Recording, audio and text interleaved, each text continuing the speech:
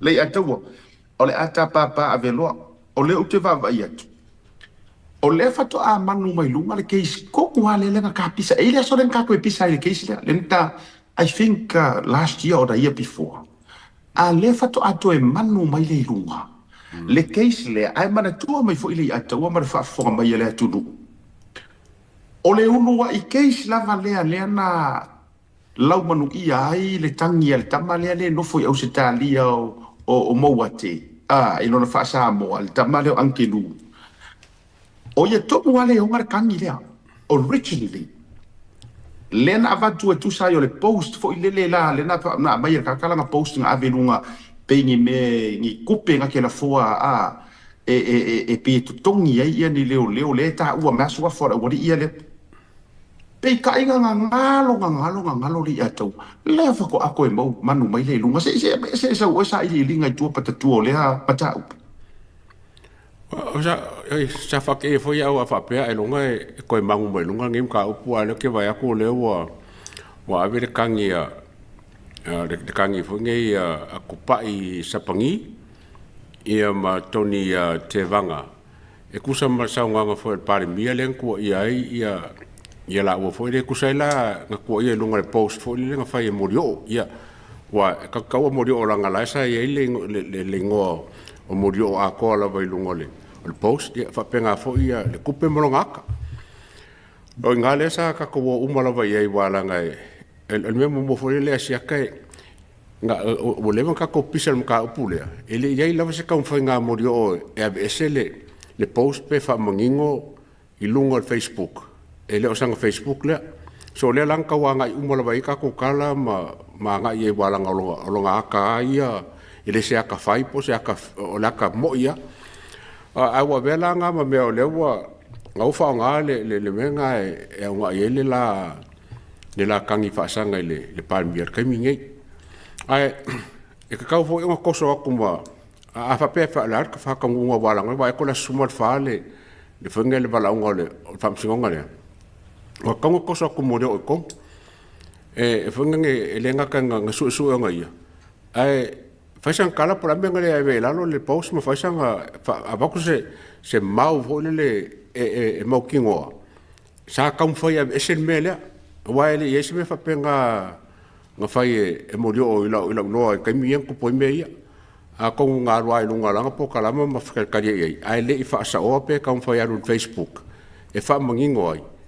ole pa fai ese e kam foi fa sa on mele ele kam foi morio e fa sa a le lau fa nga e leo ia ko lua ia o le sebe o kusa lau ngofo ma la ko pasa ole tasire na vaenga ma lie ma ile mata ukulele ata ole wa ya fe tonua mana tua mai ole kama le toni te vanga ma tupa isa pani o kama ya aku le epa mau ki ngo ai mana tua fo la wali ile le nga o rate le ta vale foi le tu lo le New Zealand mana tua mai la wali le ko mo mai vai ile case le Molio Andrew Mowat is a complainant in a defamation case against former Prime Minister mai la ka ko April 9 2026 alangala e mamau aku ikuar ka nyor case le mana tua mai ole original kangia le kangia kamare ona o se fa matalang e tu por case le ole para mia ia fia me kem ko nga ele o pa mia fio le so la ulen balito ona anu le o musu be vile ole me mali usa o musu e fia involve ele pokor kanga ka me fa koi e poko e fia lau pala ai ale o ke fai aku ore sia mo pingi le o pala ai ta ke muso e lau si upu foi le ke le ngala lau e kanga kape e se mai pala ai e fa u mai foi ka ko ku nga up mana tu foi ore pala ai ngo berkasia le bo ulonge fai ore pala ai le lu inga foi le nga lu e makalasi ai ko e pala ai e involve le case le physically because e muso e ka fie sa mo le la fai ala nga fele le ai le ai ngofo fa so pe mo ka be ki li para ai fo ile le ai fa nga kupe ma fa nga me ai fa su fie ia gisi ka mai ki e o fa la vela ai sa ula fila fi me tonu ana le tu pule li ai o ia ka ka nga no ave la ka keis le o ia ka ka ave nga no ave la o ia sa o ai o ngar me le ai o musu le nga fo ia musu e me le re la ko sta ki sa boa ngofo ai sa moa makiva i loi sa moa i le kulanga le anela wa uma enga ale wa ngofo ko fa hauso le wori le ma tu mai fo sa moa a little background ia mangingor ka ko kungu o ai le kanga ka Tony Tevanga o ai le kanga ka ku pa isa pangi mana tu mai sa moa i to no ta to tu isa moa o le awali ia ngala ko fa ia nga ruenga para pala mo o le komisinga nga uma ko ngia ya lo ki ngo Filippo ilano le fa ko ngunga fa walo ai me se for ka inga fie me ya a fa ko ki fa pe ko nge ki nga yo le HRPP ya ele me fa nga ki nga ko inga o le tangata fo ile na tai mo ina le o nga le nga ole e le ko ku nga nga o le tangata e to te lo e ta uma ai fo ringa fo yo me ana te fa ya o le tangata tonu ale le nga aru ko so Amerika vale le na lau manu ia i o ile tu lo wale taimio o masaro wo faila ko ma masaro salonga ba me ia le nga Amerika vale le fionga le palmia la ka le leading ar mele la to fo ile le na taimio le arrest mai palmia ia kai me le palmia o ngor falangi ngor le wa vele fionga le palmia kai me ngai a le taimio le ia ve palmia o le ia o pa isa pangi pale ria o le mela mali ai le ua ngalo ma me uma ai ko e mangu ai lo fo ile mele lunga mana tua mai o tactic uma ia le awali ia le fo wa ro ile o mo wate fakanga faile ko inga langa ia fa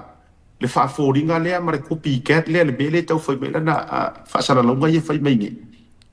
ma fia tama pe o ka ua ma fia pe mai o ka ua le fai ngona a wale aru pe fakta wana ta vale le anga solo ma o la ko plan zo mane it's all in ia fulfill le me le e fiu wa e kau kongi far pui le au le mari ko ulowa faka ki ese ala le kofi parmia ala atato woi ko so le ala vai ka vili le lilia e ka ambilo milo solo ko kasira ka il fa fonga mai ala tunu ai mi se for finga maro kasira ka wa ka fa fo fo ka ta la kuisamo e la fi o la pala ai ale la wo fo kongi mai luma le wori ile o ia ai e pe ai le to fo e tino fi ngano le atu o le wo le wori e ko sure la pos ya pe atu se situ o le wo e ko sure la pos le mingiska ya po le pos la pos io wala nga o le la pos o afa masana ia ai li pokin afa pasanga nga ile mingiska o le tulanga le anga le na mata upule le atu maro sa o le lava i la mai kau a sia kango kilo ile ka upule o mai lo ma fofau o fainga nge le chapipi po a kongo a fiei ku le pa mri mongi ma vanga ngi le ka o le fa kolo o se mea o sa idele la mi kong ya delaying tactics wa ka ko kirongi o le wa o pa election uma yang ko pungei e a fie la vale chapipi sau ya sa fakale nge le fo wa ku le wo ke mai sau ya le hit and run ko kiki se furu cases le hit and run le ka kia sau drugs sau pan mengem komiki pan mengem le moli ai ya fon koema ya sau le fonga nge fon fa vai pe folinga mai o se serious of ongoing events le fai foinga activity e fai inga ia kolo la inga o kwa le luafe ko se fulu le la vai loke amenge ya vai la akor ka usanga nge la vai uma ya fenga paloka ya ke aula ia o le fo so marco lua le con kianga lo ele o menge me faianga nga so la pule la ko la vai a le o ma kila la vai le mai ko lua le e fa makanga ma mai le ngo le swafo le parimia e ile kaimi ngai le vevese me o me fo le mo le fa fonga fo ya la ko sa ko ala o ma fa ma ko fongo le fa la sa onga mo wanga le sa wanga le parimia a wo po pole hit and run o lo on schedule lava me uma lava mai ko kiki lava ise kaimi ka ke silai ise fo wanga fo mai kulanga fai e la ko e anga ka upule wa ko ai la lo ko ai lo ma fa mo lo ko ele o ku fa ua mai le fa pe o kam fai fa ngalo ka upule ale la fo la wa mai ma ka upule a ko la so sangi i me ye de ngai el malo male mal pare mia le ka upule le hit and run mo kem salo ngi me uma lava em peng so sangi ni su enga man kam fai ngalo kam fai il ka upule a siak mal fa fonga fo ia mana tua mai fo i le atawa mana tua le tangata le o le li le o tupai o le li le sa le po e le keisi il te berto lo mo fam sinonga mo o le fix up guy o le tangata fo i le e alue e fa pa le ngi me ile ye ngi me fa penga ise aku ise siku por tanga kai e make up me por kama foi le ki nganga le ngi me o ye a wala vara war lo mo winga ako e ku aku se singa ngana fa fa ngo fie mo fa fo me sa mo corrupt ele o se ka kala anga le ku mai lunga vai so olewa el progress different okay, the second police witness in the high profile defamation case now in process at the district court has been labeled by the defendant's counsel a fixed up guy. Kama fo ile le king awon por pe kama fo ile ai kambia le anga fa. Ya ka ese mai rolia. Ai ku ka malai. Ka mo ye fa pale ni ya me uma makura fa penga ma a fa ni me nga le ai fa ai ai a fa ye le ni me nga ai fa le ai. So ele fo la le kilo a council ngai ma cases ingi ko inga leo fa pegi ma ia te au fo ile ataua ele o kiri fa ko ko lana te fei kama fo ma me uma o le ko ele ia la o le vai ma fa ai a tonu fo yo ala o le atua this is the way kiri ai sai man ka ko mo leo straight talk kan me le ko fa ko awa o te fai atu o le ala le kua paka kua o sia la kangi lea. O le ale kua paka kua o sia la kangi lea mangai me. E sa oi lau sa uanga. O le mea lea. It was a post. O le status nga fai lunga a morio. I langa page. O le mea lea ka fai vai. Ko nga mea lea. He says, she says. Ai tau mo mai li antu. O le mea la le ile o so vale. Fa foi lau kala o i fa foi maua i le atua e maua la vai i le ko inga ma fa le ye ngi le fa pe ma district court judge Talasa atua sa anga today warned superintendents to paisa panile le marfanga for his constant reference to hearsay evidence during his testimony this morning a ko e fa makala le fa sa moanga fa mai